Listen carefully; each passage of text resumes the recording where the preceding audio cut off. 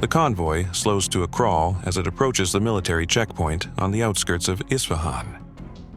Inside the third truck, a man named Reza grips the steering wheel with hands that should not be shaking. He is wearing the uniform of an Iranian Revolutionary Guard Corps officer. His papers are flawless. His Farsi is native. His backstory has been rehearsed 1,000 times, but none of that matters if the guard at this checkpoint decides to make one phone call. The guard waves the first 2 trucks through without incident. Routine traffic. Military supplies heading north. Nothing unusual. But when Reza's truck pulls up, the guard raises his hand. He steps closer. His eyes scan the windshield, then drop to the side mirror, then back to Reza's face.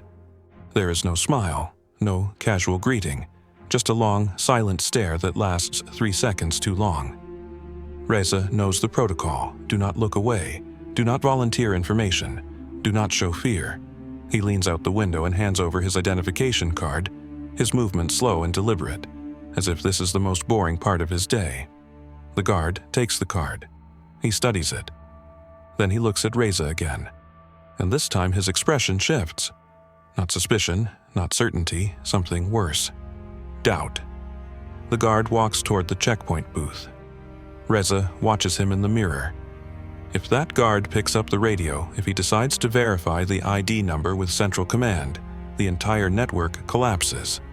Not just this operation. Not just this convoy. Every agent Mossad has embedded inside Iran's military infrastructure over the past 18 months will be exposed. And Reza, along with 4 others in this convoy, will disappear into Evin prison before sunset. The guard lifts the radio handset.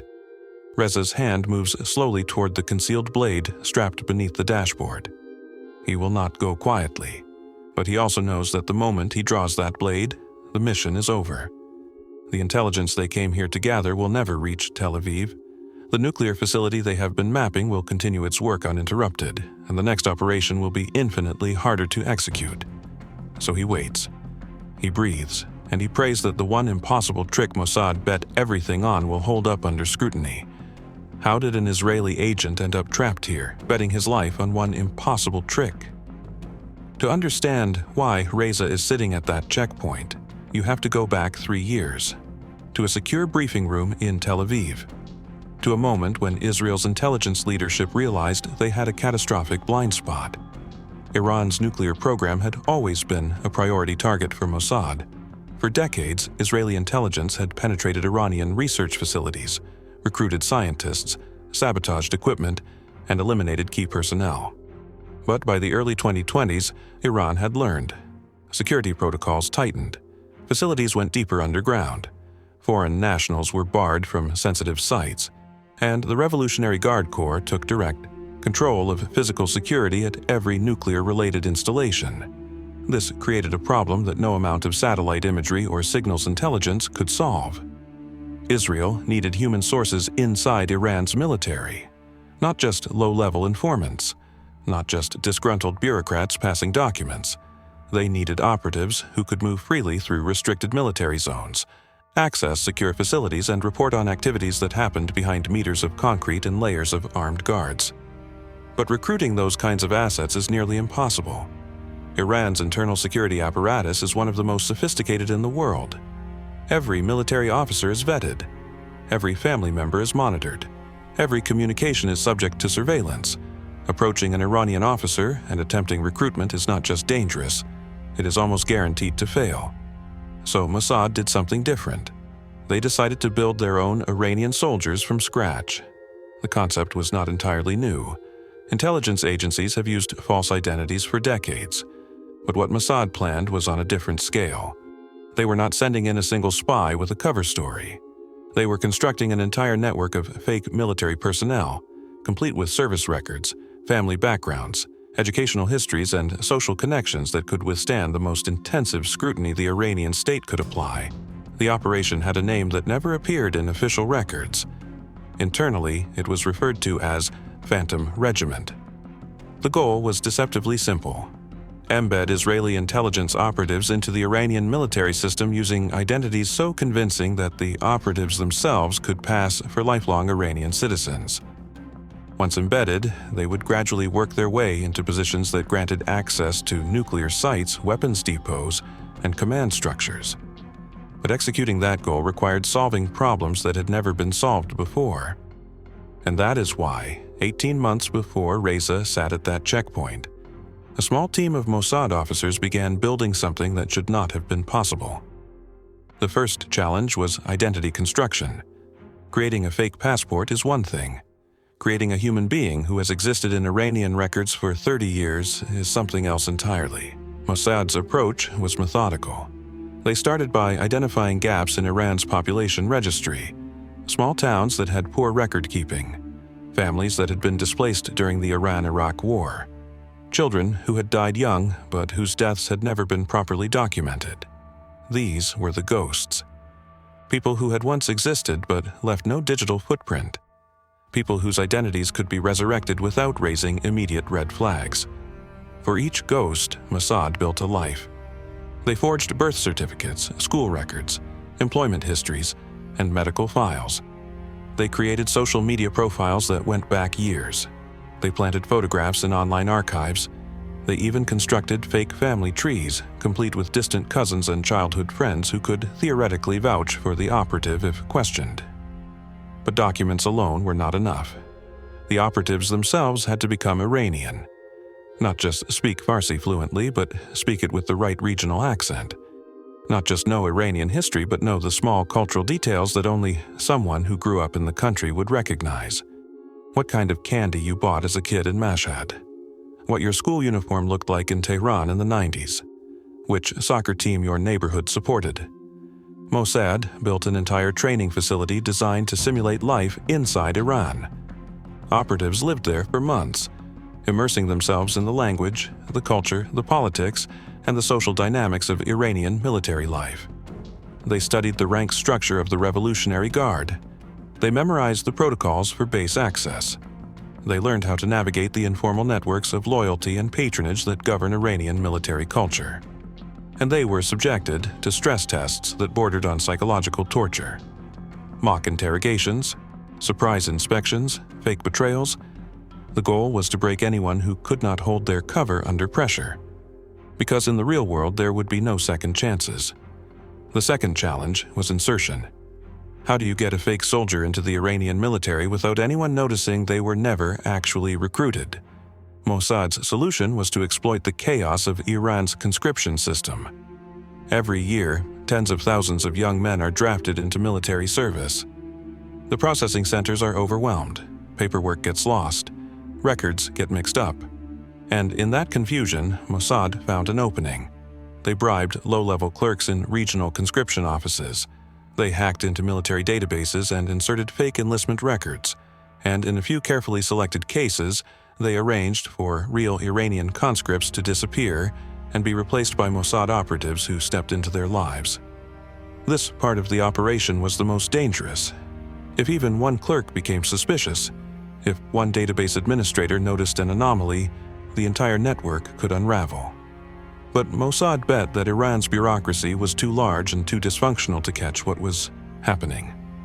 And for the most part, they were right.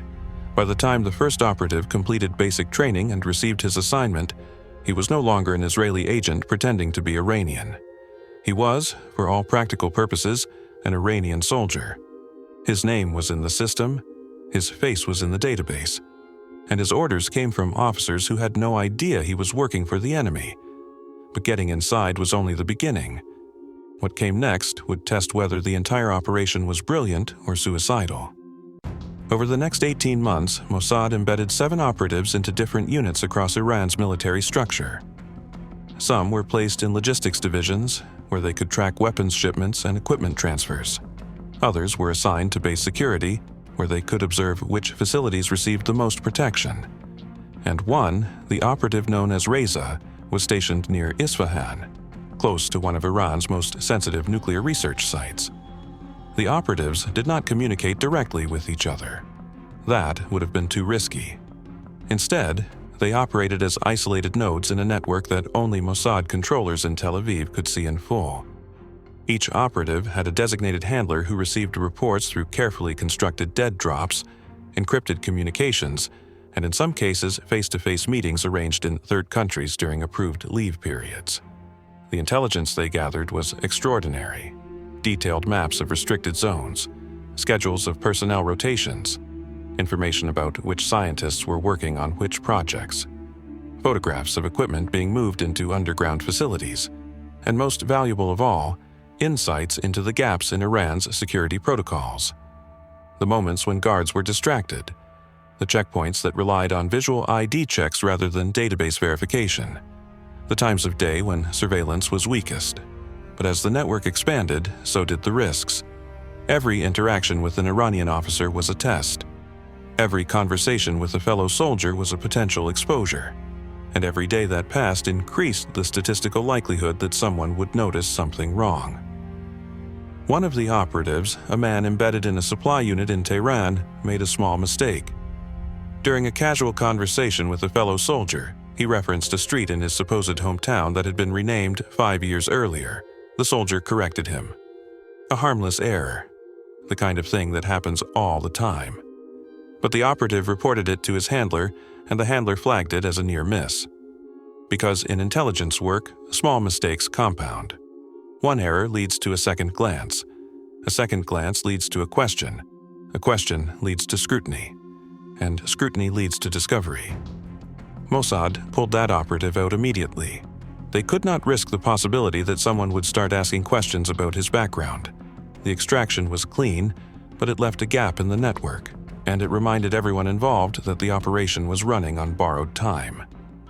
Then came the breakthrough. Reza, stationed near Isfahan, gained access to something Mossad had been searching for. A maintenance schedule for one of the centrifuge facilities buried beneath the Natanz complex. The schedule included information about when specific equipment would be offline for repairs, which meant identifying windows when the facility would be vulnerable to sabotage. This was the kind of intelligence that could shape policy at the highest levels of the Israeli government. But getting it out of Iran required Reza to break protocol. The information was too sensitive to transmit electronically. It had to be physically carried out of the country, which meant Reza had to request leave, travel to a border region, and make contact with a Mossad courier in a way that would not raise suspicion. The plan was approved. Reza submitted a leave request, citing a family emergency.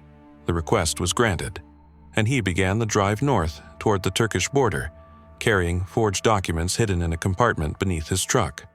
That is when Iranian counterintelligence started watching him. Not because they suspected he was a spy, but because someone in his unit had reported him for minor insubordination weeks earlier, and his file had been flagged for routine monitoring. Reza did not know he was being followed, and that is what made the checkpoint outside Isfahan so dangerous, because the guards were not checking for smugglers or deserters. They were checking for anything unusual.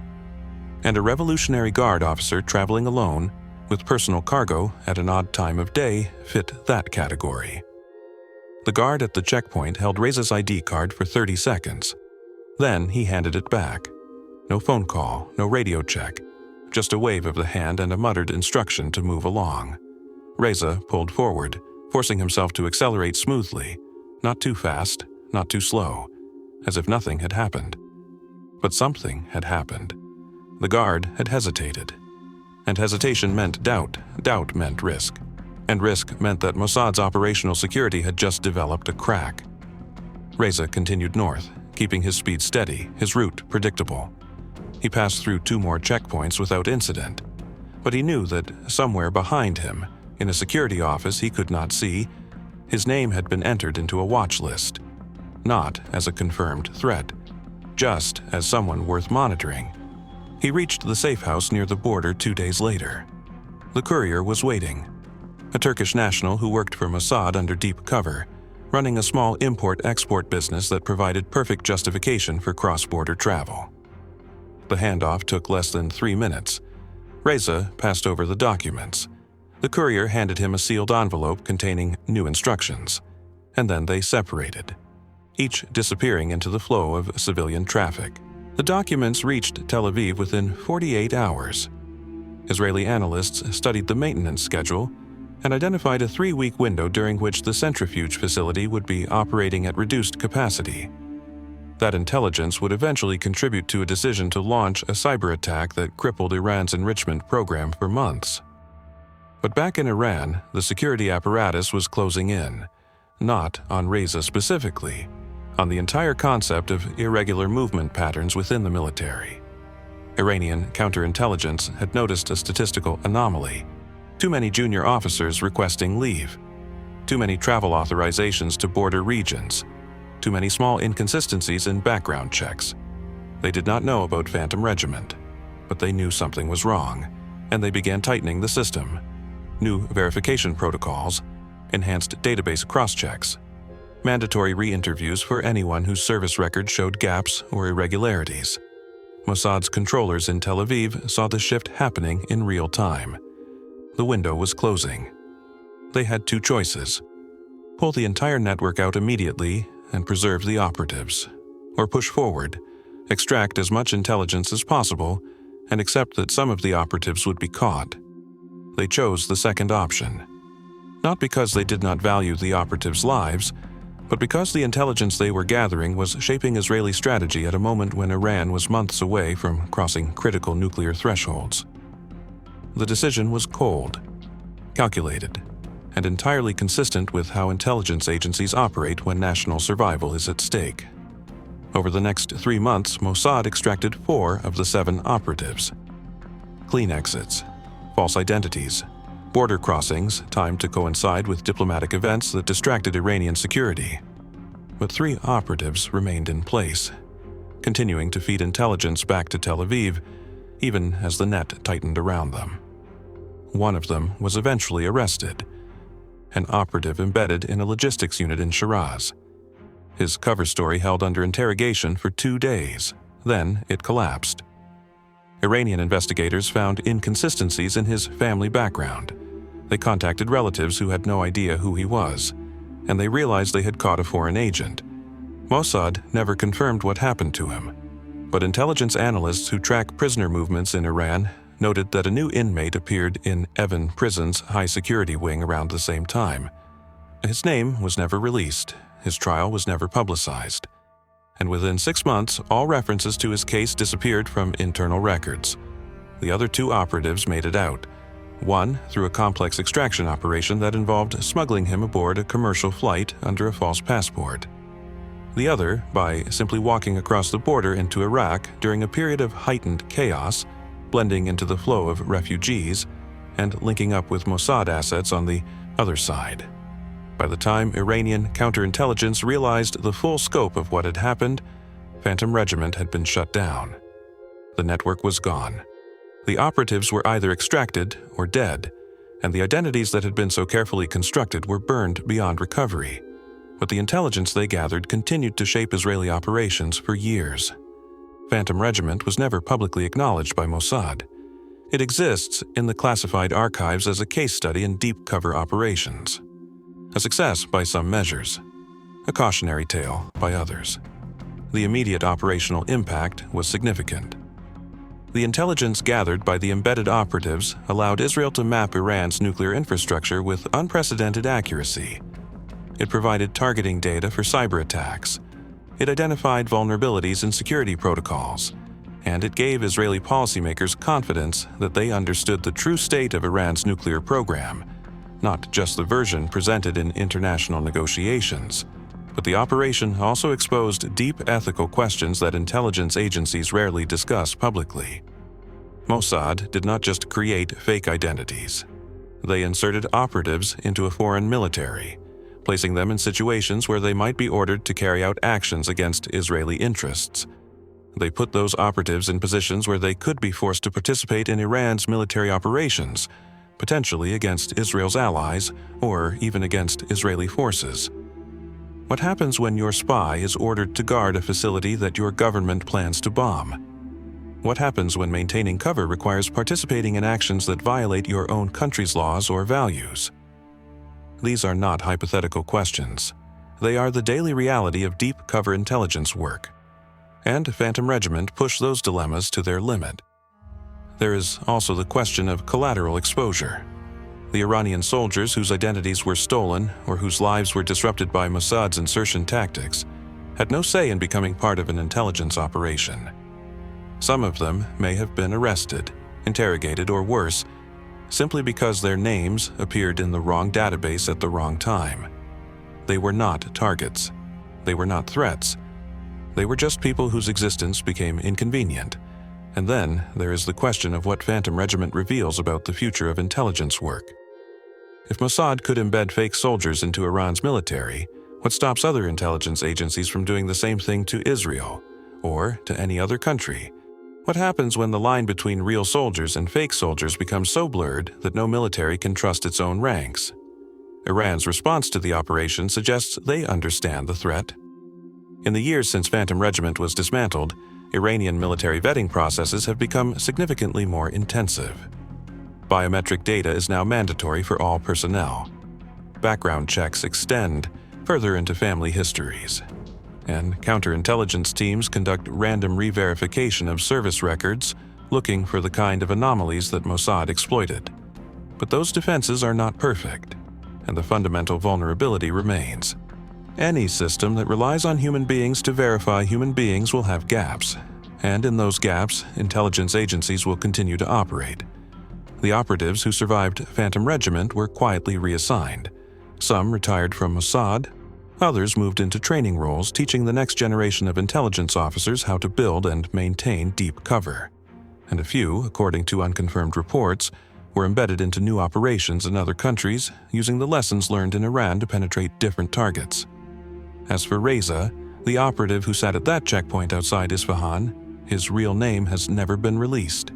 He lives somewhere under a different identity now, in a country that has no extradition treaty with Iran. He does not give interviews, he does not write memoirs, and he does not talk about the 18 months he spent inside the Iranian military, knowing that every day could be the day his cover collapsed. But the question he faced at that checkpoint is the question every deep cover operative eventually confronts. When your entire existence is a lie, when the person you pretend to be becomes more real than the person you actually are, how do you know which version of yourself survives when the mission ends? If you were in that position, would you have made that call? And at what point does national security justify turning ordinary lives into part of the battlefield? The answers are never simple, but they are always necessary, because somewhere in the world, right now, another intelligence agency is building another network of ghosts. And the cycle continues.